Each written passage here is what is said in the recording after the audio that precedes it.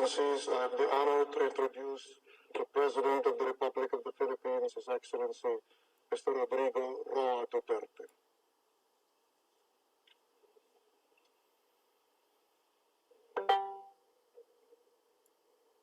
Mr. President, I congratulate you on your election and welcome your presidency of hope.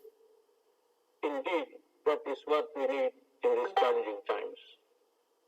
For nearly 2 years now, the pandemic has upended our lives.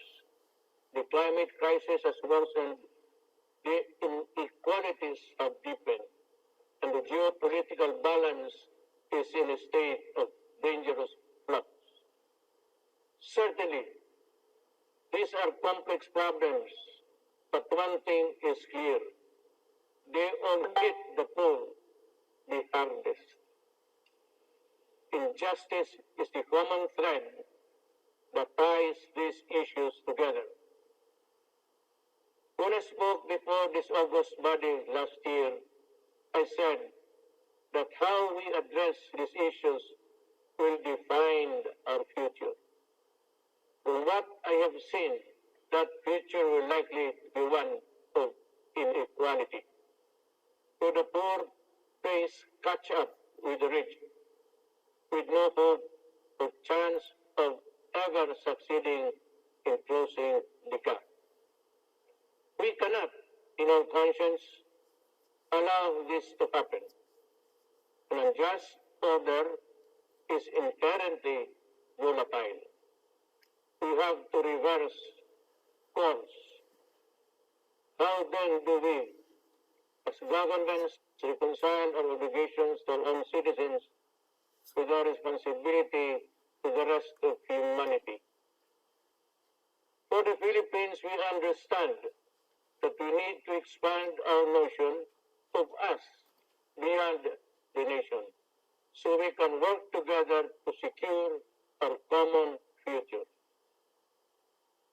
We recognize that only inclusive multilateralism can deliver the global public goods we need.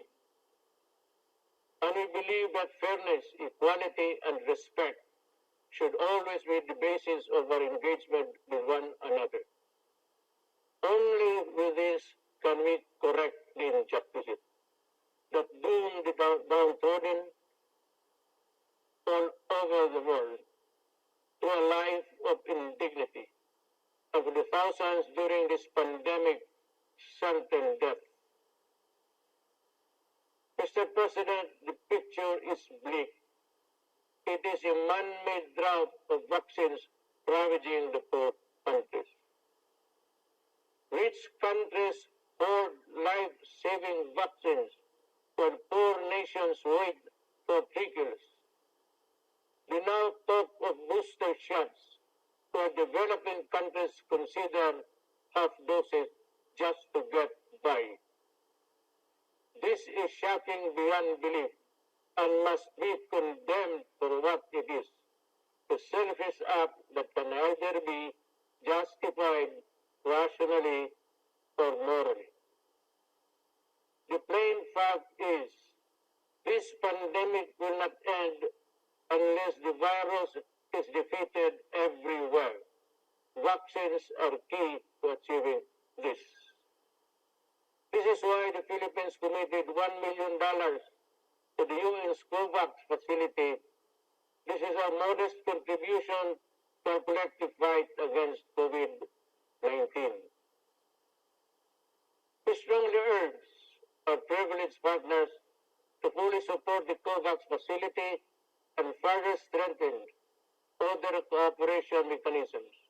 We need this to save more lives, break the cycle of variants, and help ensure global economic recovery.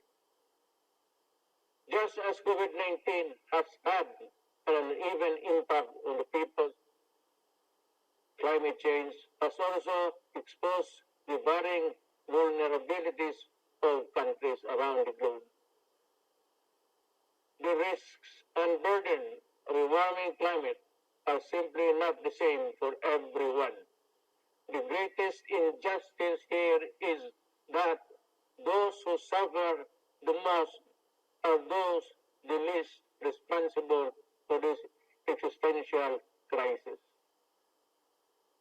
But here we are now at a critical tipping point where failure to act leads to cataclysmic consequences for the whole of humankind.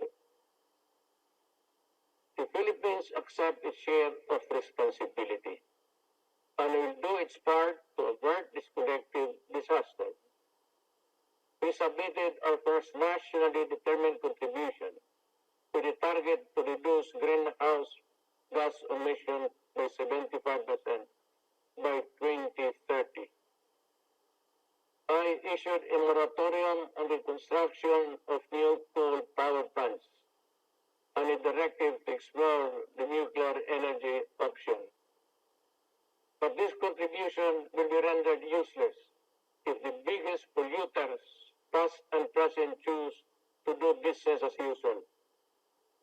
We therefore appeal for urgent climate actions, especially those who can truly tip the balance. Developed countries must fulfill their long-standing commitment to climate financing, technology transfer, and capacity building in the developing world. This is a moral obligation that cannot be avoided. Our world's transition to a green economy must not be at the expense of developing countries' economic vitality. It simply cannot be, or it would be another travesty of justice. Mr. President, the Filipino people aspire to stable, comfortable, and secure life, founded on freedom, justice, and equality. We have made significant strides on this after more than a century of nation building. Today, the Philippines is a middle-income economy and a thriving democracy. But difficult challenges remain. This we do not deny. Millions of Filipinos work abroad under the most difficult and inhumane of circumstances. We call for the abolition of all structures that allow exploitations and oppression of migrant workers. The kafala system is one such behemoth that chains the weak, the desperate, and the voiceless to an existence of unimaginable suffering. Nothing can justify the continued existence of this unjust system. While reforms have been made, the kafala system must be dismantled sooner or later in the name of justice and basic decency. Philippines seeks stronger partnerships to protect the rights of the Filipinos and realize the full potential of our nation. But let me be clear. What we mean is partnership that respects our people's agency. Let me say this again. The government has a mandate and obligation to our people. We will deal with all criminals, including terrorists, with the full force of our laws. The Filipino people want to live in peace, security in their homes and communities, free from harm and danger from the lawless. But achieving this goal has not been without challenges. I say this in no uncertain terms.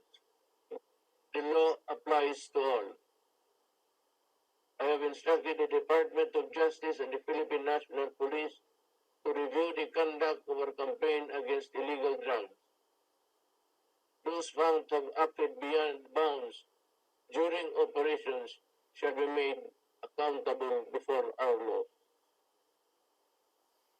We have recently finalized the United Nations, our joint program of human rights.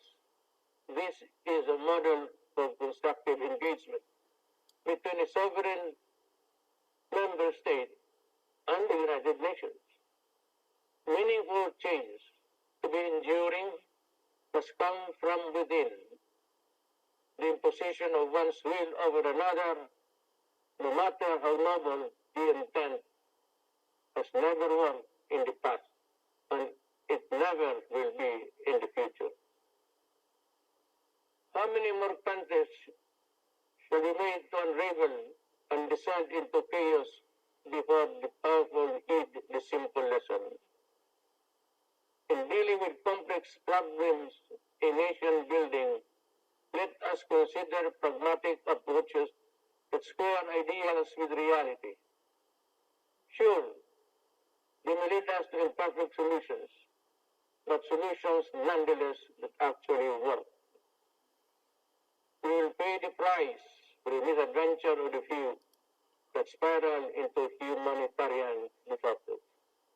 The Philippines, in line with its long-standing humanitarian tradition, has opened its doors to Afghan nationals, especially women and children fleeing the conflict. As one global community, we must do our utmost to help the Afghan people and all those who continue to suffer. For the Rohingyas, I have instructed our Department of Justice to work closely with the UN High Commissioner on Refugees to prepare a cooperation program for a specific number of Rohingyas consistent with our capacities. The Philippines has limited resources during these extraordinary times. But what we can do for humanity and will uplift human dignity, we will. Mr. President, in a period of profound geopolitical change, it is vital that all countries, big and small, commit to the rule of law fully and firmly. For a world without law is a world of disaster, where the weak is at the mercy of the strong. There can therefore be no other acceptable basis for a global order but the law. We must resolve disputes peacefully, as we manifested in the Manila Declaration of Peaceful Settlement of International Disputes. The Philippines is one with the ASEAN and other stakeholders in ensuring that the South China Sea remains a sea of peace, security, and prosperity. The 1982 UNCLOS and the 2016 Arbitral Award of the South China Sea provide a clear path towards a just, fair, and win-win solution for all. The award must be seen for what it is, a benefit across the board to all who subscribe to the majesty of the law. No amount of willful disregard by any country, however big and powerful, can diminish the arbitral award's importance. Mr. President, we face multiple crises that demand effective global governance. Yet our institutions, including the United Nations, have proven to be inadequate. The UN is a product of an era long past. It no longer reflects the political and economic realities of the world. Democracy and transparency are concepts that reverberate in the halls of the UN. But ironically, the Security Council, the pinnacle of UN structure, violates every tenet of these values. It is neither democratic nor transparent in its presentation and processes. Many member states have spoken firmly, and we agree this simply is not right. If the UN is to lead the world out of the many crises we face, things need to change. The UN must empower itself by reforming itself